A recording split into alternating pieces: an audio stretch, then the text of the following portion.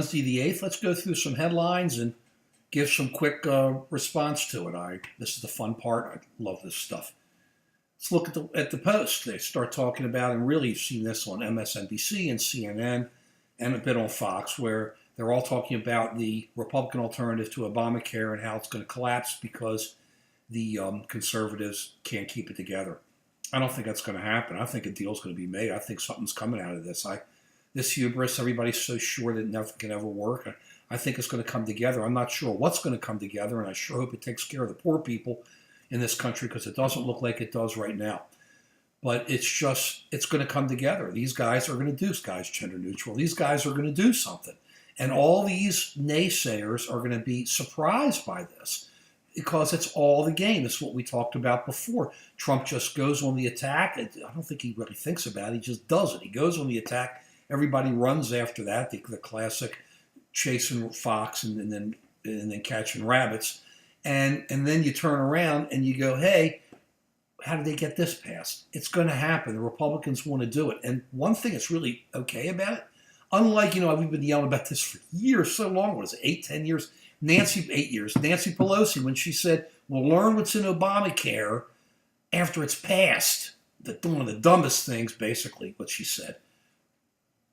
And this, they're putting it out, people arguing and people are disagreeing and getting on it. I think this is the way it should be. It looks like a real democracy in action. Let's see what else we have here today. Whoops, I went forward by mistake. Let's cruise on through the WikiLeaks. How horrible is this? I mean, doesn't the CIA and those guys know how to protect their own secrets? That's a horrible thing about this. I mean, these are our guys, and we can't even protect our stuff.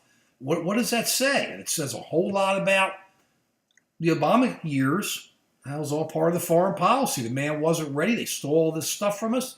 People should be outraged.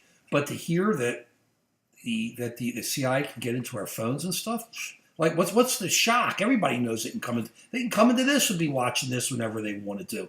They can do it. It's not just them. There have been you've read these stories over, I think, the last year where hackers were able to hack into everybody's home units and be able to overwhelm internet sites by using people's, stuff that rely on the internet in their homes.